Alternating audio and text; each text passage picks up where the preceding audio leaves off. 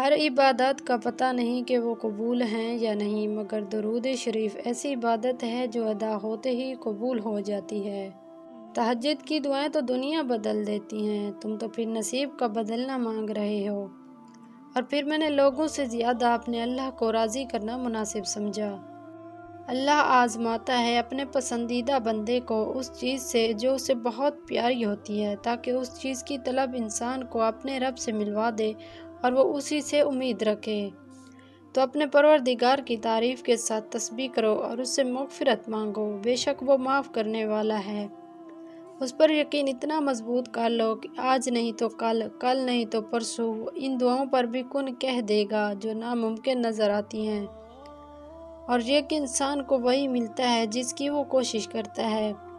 نبی کریم صلی اللہ علیہ وآلہ وسلم نے ارشاد فرمایا، میں نے اللہ تعالیٰ سے دعا کی کہ یا اللہ میری امت کے لیے اس کے سویرے کے کاموں میں برکت عطا فرما، اور یہ دنیا کی زندگی دھوکے کا سامان ہے، اس کے سوا اور کچھ نہیں۔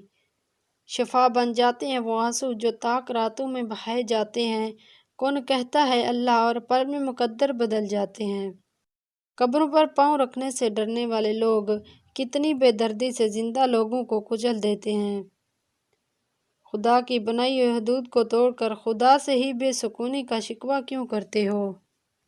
جو قریب ہوتا ہے مدد کے لیے اسے ہی پکارا جاتا ہے، اور اللہ سے زیادہ کوئی بندے کے قریب نہیں ہوتا۔ وہ سب سے پہلے سننے والا اور سب سے پہلے جان لینے والا ہے۔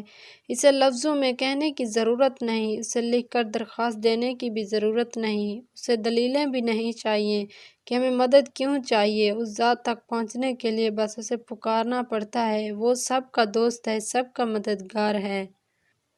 نماز کی تو وہ شان ہے جو روک دیتی ہے طواف کعبہ کو، تو تیرے کاروبار کی کیا اوقات جس کے لیے تو چھوڑ دیتا ہے نماز کو۔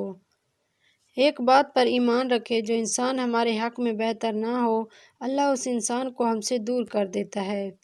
نبی پاک صلی اللہ علیہ وآلہ وسلم سے عرض کی گئی، یا رسول اللہ، اللہ پاک کہاں ہیں، زمین میں ہیں یا آسمان میں؟ آپ صلی اللہ علیہ وآلہ وسلم نے فرمایا، اہل ایمان کے دلوں میں ہیں۔ ہر چیز اپنے وقت پر ہی اچھی لگتی ہے، نیکی کمانے کا وقت جوانی ہے۔ افسوسناک بات ہے کہ ہم نیکی اس وقت کرتے ہیں جب برائی کے قابل نہیں رہتے۔ جب رزق میں کمی واقع ہونے لگے تو کثرت سے اللہ سے استغفار کیا کرو اور اپنے پروردگار سے ہی دل لگاؤ۔ تھک گئے ہو دیکھو، پریشان مت ہونا، وہ اپنے بندے کو مسلسل تکلیف میں نہیں رکھتا، راحتیں جلد نصیب ہوں گی انشاءاللہ۔ مجھے پکارو، میں تمہاری دعائیں قبول کروں گا۔ داغ داغ مت کر، سب داغدار ہے، بے داغ وہی ہے جو میرا پاک پروردگار ہے۔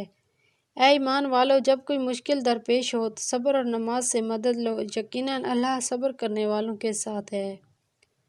میں اپنے گناہوں پر بے حد شرمندہ ہوں، مجھے معاف فرما اور مجھے سجدوں کی توفیق دے دے۔ محمد صلی اللہ علیہ وآلہ وسلم سے زیادہ سچے اور میٹھے اخلاق والا کوئی نہ تھا۔ ایک نماز میں اگلی نماز کی توفیق مانگنے سے بہتر کوئی دعا نہیں۔ نماز شیطان کی شکست اور مومن کی جیت ہے۔ اخلاق وہ موتی ہے جس کی کوئی قیمت نہیں ہوتی، مگر اس سے ہر چیز خریدی جا سکتی ہے۔ جزاک اللہ۔